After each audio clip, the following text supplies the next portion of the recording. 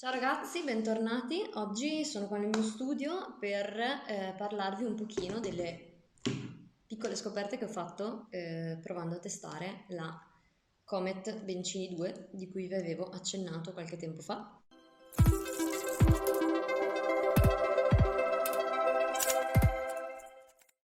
È stato un po' complesso poter testare questa macchina, soprattutto perché monta una pellicola 127 e quindi sono pellicole di, diciamo così, per usare un eufemismo, difficile reperimento. Nello specifico, prima della scoperta che ho fatto qualche settimana fa, grazie a uno di voi che in un commento mi ha detto che esiste un negozio di Roma che si chiama Arsimago che ancora vende pellicole 127 in bianco e nero. Prima di questo, l'unica cosa che ero riuscita a fare era stato cercare online e mi ero dovuta adeguare al cercare su eBay, l'unico posto in cui avevo trovato qualcosa del genere, ovviamente pellicole scadute che ho trovato fortunatamente a colori. Sono queste due nello specifico, in realtà erano due per tipo, quindi quattro in tutto.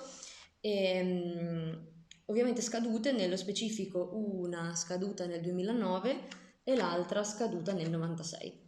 Sono entrambe pellicole a colori 200 ISO e non vi dico vincere quest'asta per accaparrarmela, è stato complesso, visto che io non me ne intendo minimamente, tra l'altro.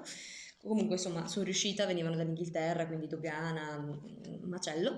Però, insomma, sono arrivate e il risultato è stato, a mio avviso, insperabilmente positivo. Per cui dopo vi farò vedere che cosa ho effettivamente ottenuto con queste pellicole. Ci ho messo un po' onestamente a capire, e ancora sto cercando di orientarmi bene, su com'è il funzionamento effettivo di questa macchinina, che non è che permetta grandi, insomma, grandi esperimenti, detta come va detta, adesso vediamo anche il perché. Ma devo dire, mi piace molto perché è super tascabile e quindi me la sono portata in un paio di piccoli viaggetti che ho fatto, quindi insomma mi sono divertita in realtà a usarla, a cercare di capire un po' come funziona e vedete appunto qua davanti a me già un paio di pellicole perché volevo parlarvi un po' della problematica del formato di questo formato 127, appunto visto che le pellicole sono molto complesse da trovare e quindi ho trovato online che qualche pazzo riesce a utilizzare le pellicole 135 adattandole per questa macchina e cioè insomma in generale per il formato 127, cosa non semplice che non ho ancora provato a fare, ma comunque vedremo nella vita, magari farò questo tentativo. Bene, eccoci qua a guardare un attimino da vicino questa piccola macchinina. Allora, nello specifico, questa macchinina è super tascabile, come potete vedere, è veramente bellina, bella tosta. Ha una lente fissa, quindi la lente fissa, da quello che ho capito, è un 55 mm f11 e col fatto che le modalità di scatto sono due di numero, nel senso che è possibile scattare o a un cinquantesimo o con modalità bulb spostando questa levetta, ok? Chiaramente non permette di fare grandi cose a livello di gestione dell'esposizione.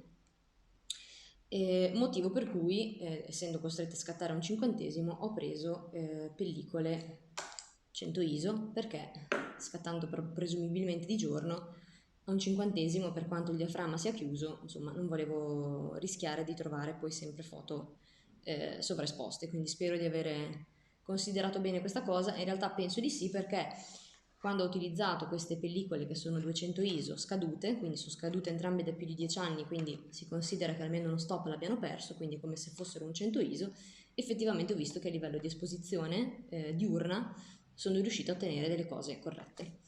Nello specifico vedete che questa lente è, diciamo così, telescopica, quindi per poter scattare viene estratta, bisogna ruotarla leggermente e a questo punto è possibile scattare. Nello specifico quindi monta questa pellicola 127 e come vi ho detto, avendo solo queste due modalità, è chiaro che non ci sono grandi possibilità, diciamo, di ragionamento. Questa macchinina, da quello che ho trovato online, è prodotta nel 1953, quindi penso che fosse dei miei nonni. ha un fuoco con una scala metrica, nel senso che io nell'oculare non vedo nulla, cioè non ho modo di capire la messa a fuoco se è corretta o meno, devo proprio basarmi sul sistema riportato sulla ghiera che mi riporta l'indicazione dei metri da 1 a infinito. Vedete che qua abbiamo la rotellona per far girare il rocchetto e sul retro abbiamo le due piccole finestrelle che sono ovviamente rosse, che mi servono per visionare man mano che la pellicola scorre, per capire se ho, diciamo così, fatto scorrere la pellicola dello spazio corretto per ottenere i fotogrammi non sovrapposti e non troppo distanziati. E queste finestrelle, quindi appunto, cosa servono? Servono per vedere quello che poi è l'indicazione riportata sulla pellicola. Ho qui questo rocchetto perché col fatto che appunto ho trovato che qualche pazzo suggerisce di utilizzare pellicole 35 adattandole, chiaramente per farlo c'è bisogno di avere diciamo, l'indicazione con la carta chiaramente che oscura la pellicola, in modo da metterla sulla pellicola stessa e vedere, per capire di quanto bisogna ruotare insomma, per il trascinamento corretto a livello di spostamento della pellicola. E vedete che appunto dietro abbiamo le indicazioni che riportano il numero di posa, e nello specifico questa pellicola è fatta volendo anche per camere con un altro formato. Vedete che abbiamo più distanziate sotto la possibilità di avere 12 pose invece che 16, perché in realtà questa sopra è per averne 16 del formato di questa piccola camera, e eventualmente sarebbero 12 per un formato più largo, che dovrebbe essere 6,5 se non ricordo male. E cosa succede? Che praticamente questo rocchettino qua che vedete è quello che poi viene messo dalla parte, cioè il rocchetto vuoto si mette chiaramente dalla parte di qua, in modo che la pellicola nuova, quindi con il suo rocchetto integrato, viene messo al posto di questo. Dopodiché si fa scorrere la pellicola e quando vado a caricare, man mano tutta la carta con la pellicola si avvolgeranno dalla parte finale. Quindi ovviamente il rocchetto, questo qui, se voglio fare questo giochino di usare una pellicola 35, mi serve perché devo avere un rocchetto da una parte e un rocchetto dall'altra. Quindi mi sono fatta mandare indietro dal laboratorio sia la carta che il rocchetto. Non so se farò questo esperimento, però mai dire mai nella vita. Vedete che questa camera è veramente iper semplice, però veramente mi sta piacendo molto, devo dire. Me la sto portando un po' in qualche viaggetto e mi piace, così piccolina, così insomma, questo carro armatino piccolo. E quindi più o meno questo è quello che vi posso dire su questa piccola camera. Per quanto riguarda gli scatti, l'ho utilizzata una giornata a Comacchio.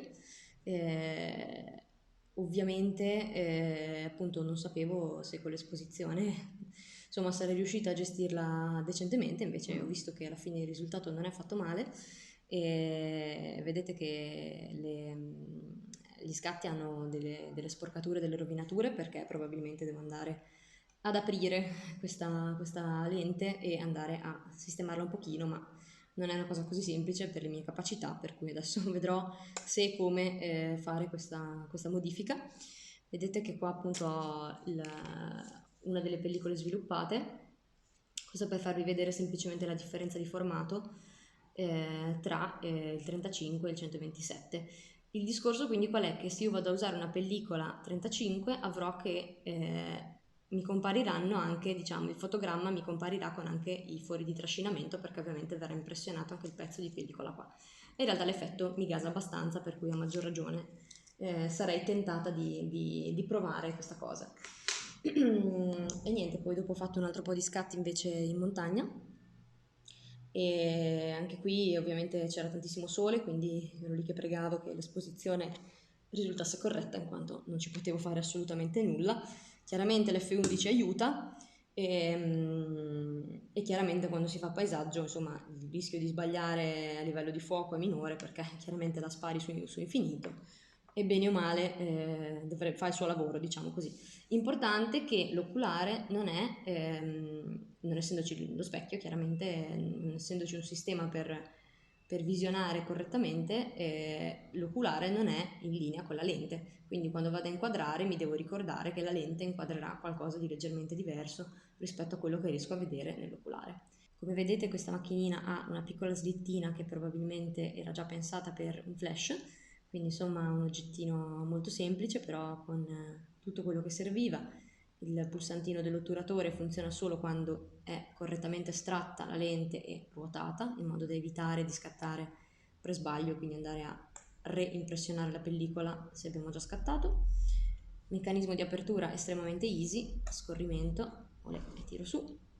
Quindi non c'è veramente granché da dire, cioè molto semplice, molto basic, però a mio avviso molto carina da portare in giro. Quindi insomma alla fine della fiera spero che questo esperimento vi sia piaciuto, io sono stata molto contenta, mi sono divertita a portarmi in giro questo piccolo gioiellino. Credo che sia proprio una macchinina, insomma un po' un giocattolino, però una macchinina che come ricordi insomma può essere utile magari per quando si fa un viaggio o una cosa del genere.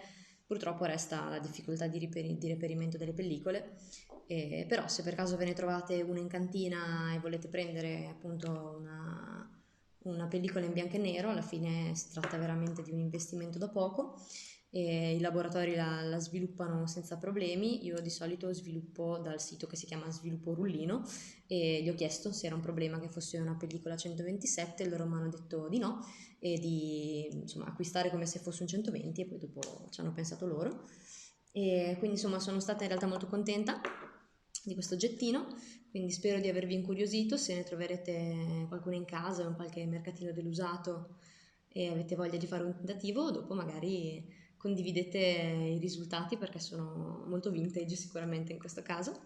Vi invito a iscrivervi al canale se avete piacere di seguire quello che faccio e se avete voglia di commentare e di confrontarci, mi fa sempre estremamente piacere avere nuovi punti di vista e avere un confronto con tanti appassionati di fotografia.